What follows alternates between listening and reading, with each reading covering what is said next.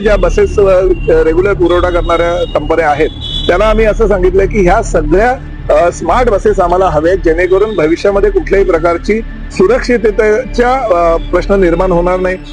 प्रामुख्यानं आजपर्यंत एसटीच्या बसेसमध्ये सीसीटीव्ही कॅमेरा किंवा जीपीएस यंत्रणा म्हणजे अत्याधुनिक जी बस हवी होती ती अद्यापर्यंत केली गेली नव्हती. परंतु स्वारगेटच्या घटनेनंतर राज्य शासनानं फार गंभीरतेनं पाऊल उचलली. माननीय मुख्यमंत्री श्री देवेंद्र फडणवीस, उपमुख्यमंत्री श्री अजितदादा आणि आमच्या पक्षाचे मुख्य नेते आदरणीय एकनाथ शिंदे साहेबांनी स्पष्टपणे सांगितलं की महिलांना सुरक्षितता मिळेल अशा पद्धतीनं आणि एसटीचा प्रवास सुखकर होईल अशा पद्धतीनं एसटीची नवीन बस ही आली गेली पाहिजे. आणि त्या माध्यमातून आज आम्ही 3000 बसेसच्या निविदा प्रक्रियेला सुरुवात केलेली आहे. आम्ही कंपन्यांना सांगितलं की बसेसमध्ये पूर्णपणे सीसीटीव्ही कॅमेरा आत आणि बाहेर असणं गरजेचं आहे. त्याचबरोबर जीपीएस यंत्रणा असणं गरजेचं आहे.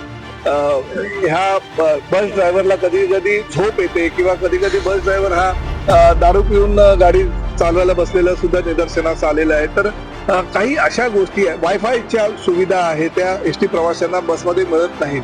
या सगळ्या अत्याधुनिक म्हणजे AI तंत्रज्ञानावर आधारित ज्या ज्या सुविधा सर्वसामान्य प्रवाशांना दुसऱ्या खाजगी बसेस मध्ये मिळतात त्या सगळ्या सुविधा ह्या बसेसमध्ये मिळायला हव्या अशा पद्धतीने आम्ही ती रचना करतोय. आमच्याकडे आता अंदाजे जवळजवळ 15,000च्या आसपास बसेस स्वतःच्या आहेत. तर त्यापैकी अनेक बसेस जे आहेत त्यांचं 2-3 वर्षानंतर, काही 5 वर्षानंतर, काही 7 वर्षानंतर ह्या आम्ही त्याचा म्हणजे त्या चालणार नाही, रस्त्यावर उतरू शकणार नाही अशी त्यांची अवस्था आहे. परंतु किमान 10 वर्ष रस्त्यावर राहतील अशा बसेसना आम्ही ह्या सगळ्या यंत्रणा बसवतोय. आणि त्यासाठी जो निधी आहे तो केंद्र शासनाच्या निर्भया फंड मधून आम्ही जवळजवळ 60% देणार आहोत आणि 40% हा खर्च राज्य शासन करणार आहे.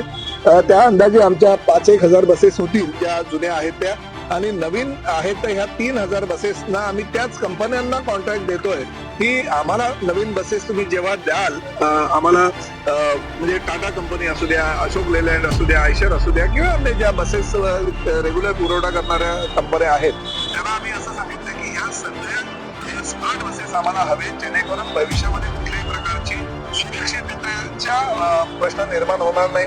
निर्भयामध्ये एका व्यक्तीनं अत्याचार केला होता एका मुलीवर, तर तसा प्रसंग होता कामा नये यासाठी सीसीटीव्ही यंत्रणा पाहिजे. बसचा दरवाजा कुणाला उघडता येऊ नये यासाठी अलार्म सिस्टीम असली पाहिजे. बस ड्रायव्हर दारू पिऊन आला किंवा काही ड्रगचं सेवन केलं असेल किंवा त्याला जर झोप आली तर ताबडतोब ब्रीथ अनालिसिसच्या माध्यमातून प्रवाशांना कळलं पाहिजे. प्रवाशांना वायफाय सुविधा मिळायला पाहिजे, जेणेकरून क्रिकेटची मॅच असू द्या किंवा चित्रपट असू द्या त्यांना आपल्या मोबाईलवर बघता आला पाहिजे. जाहिरातीसाठी किंवा पंतप्रधान आदरणीय मुख्यमंत्री यांचं जर काही विशिष्ट निवेदन असेल तर ते निवेदन सुद्धा त्यांना बघता आलं पाहिजे. अशा जाहिरातीसाठी आम्ही स्क्रीन बसवतोय. बाहेरच्या बाजूला आणि 3 आतल्या बाजूला असे 7 सीसीटीव्हीचे कॅमेरे आम्ही त्या ठिकाणी बसवतो. सर पावसाळा जर तुम्ही अजूनही YouTube चॅनलला सबस्क्राईब केलं नसेल तर ते लगेच सबस्क्राईब करा.